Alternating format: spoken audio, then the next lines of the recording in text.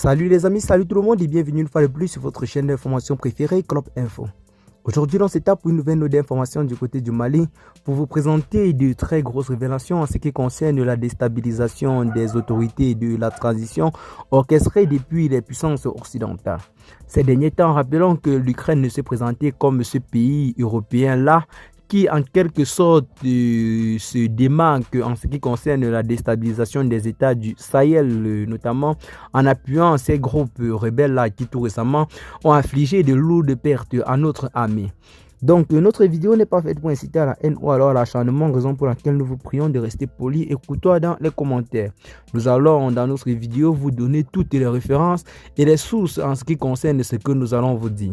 Dans cette vidéo, nous allons vous présenter avec toutes les preuves l'implication officielle de l'Ukraine en ce qui concerne la déstabilisation des autorités de la transition installées du côté du Mali et dirigées par le colonel Assimi Goïta.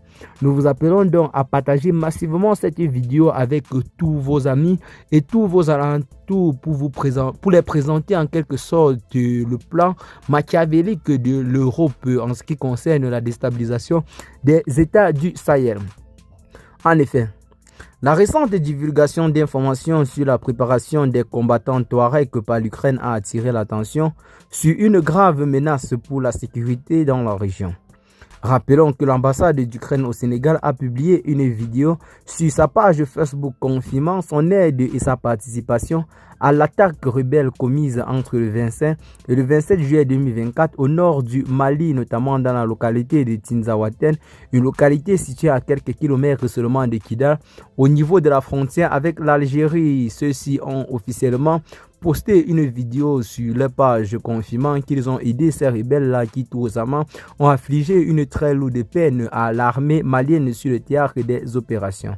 Il s'agit en effet des séparatistes Touaregs qui ont reçu l'appui des forces de l'armée malienne ainsi que les membres du groupe de soutien à l'islam et aux musulmans, en abrégé JSIM, contre les forces armées maliennes, ce qui a entraîné des pertes militaires significatives pour l'armée malienne.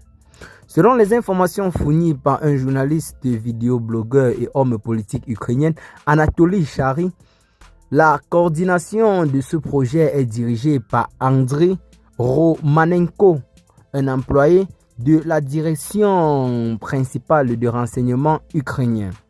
Les informations disponibles indiquent que l'entraînement des combattants Touaregs par les séparatistes de Kiev comprendrait des tactiques de combat, ce qui dénote une formation sérieuse visant à renforcer leur aptitude au combat. Cette formation est effectuée dans le but de préparer les combattants à des actions actives dans la zone des conflits. Le premier groupe de séparatistes a sans doute commencé à s'entraîner au début de l'année 2024. Cette hypothèse indique que le projet de préparation des combattants est déjà bien avancé et qu'il s'inscrit dans une perspective à long terme. Les déclarations d'Andriy Youssof et de Yuri Pavarov, responsables ukrainiens, confirment une fois de plus l'implication de l'Ukraine dans la formation des groupes rebelles.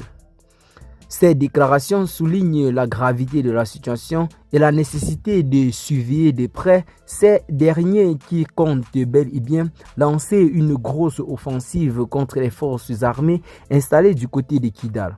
Rappelons qu'il y a de cela quelques mois seulement, l'armée malienne a lancé une opération spéciale dans la localité de Kidal, ce qui a permis à l'armée malienne de reconquérir cette localité qui était occupés par les rebelles de la coalition de l'Azawad.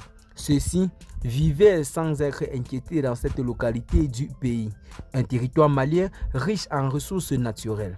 Donc c'est grâce à l'accord d'Alger qui avait été facilité par l'ancienne puissance colonisatrice, à savoir la France, que ceux-ci pouvaient opérer librement dans la localité de Kidal sans être inquiétés.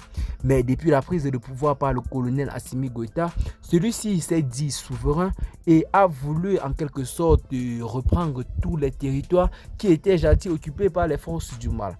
Ce qui s'est véritablement observé sur le terrain des opérations et l'armée malienne, grâce à sa bravoure, a fini par reprendre la localité de Kidal qui jadis appartenait aux forces du mal et grâce à l'accord d'Alger qui avait été signé par le gouvernement malien et ces rebelles-là, ceux-ci avaient en quelque sorte une liberté d'opérer dans ce territoire, ce qui était une très grosse entrave à la liberté et à la souveraineté des Maliens. Donc, après la prise de pouvoir par le colonel Assimi Goïta, celui-ci s'est donné comme pour principale mission de récupérer cette localité entre les mains des rebelles, chose qui a été faite. Mais depuis lors, ceux-ci se sont retranchés du côté de la frontière avec l'Algérie pour préparer une revanche. Et ceux-ci, actuellement, bénéficient du soutien occidental. L'Occident qui, en ce moment, ne veut pas voir ses autorités maliennes opérer en toute liberté, car ceux-ci sont venus avec une véritable révolution et ont ouvert les yeux sur les minéraux et l'exploitation du sous-sol des pays de l'AES, notamment dans le Sahel. Eh bien les amis, l'Ukraine ces derniers temps s'est présenté comme ce pays-là qui est prêt à tout pour aider ces rebelles-là qui ont pour intention de renverser les autorités de la transition installées dans le Sahel. Chose qui ne sera pas rendue possible si le peuple reste uni et en quelque sorte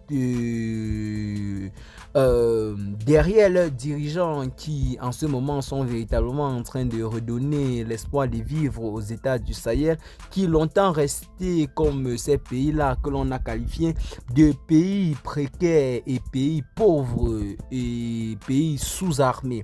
Donc ces dirigeants-là aujourd'hui sont véritablement en train de remonter ces pays-là sur le plan militaire et sur le théâtre des opérations. Cela se vérifie véritablement car le Mali, le Niger et le Burkina Faso mènent une lutte acharnée contre les forces du mal sur le terrain des opérations.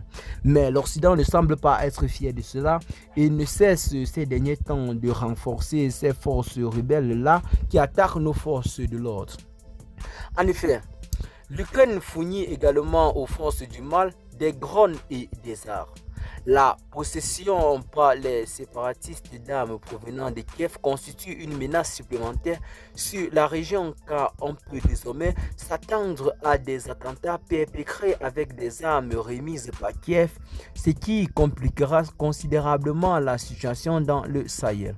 De plus, le projet de formation des combattants est lié à un des pays de l'OTAN qui déstabilise la région via la Mauritanie installé dans les pays voisins des pays de l'AES. Tout récemment, rappelons que le président de la République du Burkina Faso a clairement affirmé que la Côte d'Ivoire servait clairement de base arrière de déstabilisation des pays du Sahel. Une information qui avait été vérifiée et beaucoup partagée sur les réseaux sociaux. Ce qui a beaucoup fait en quelque sorte le buzz en ce qui concerne l'instabilité dans la région du Sahel. Cela est également alimenté par des facteurs externes qui nécessitent une attention et une réponse internationale.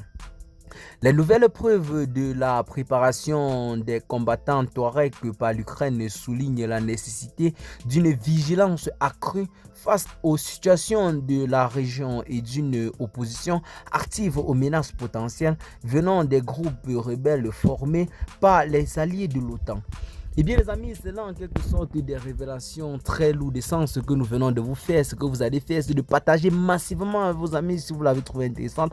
Abonnez-vous à la chaîne si ce n'est pas encore fait car la situation en ce moment dans la région du Sahel est très grave. Et quand nous faisons des vidéos pour sensibiliser la population, vous devez les partager massivement afin que tout le monde soit en quelque sorte au parfum de ces intentions, de ces déstabilisateurs-là qui ne veulent pas nous voir en paix.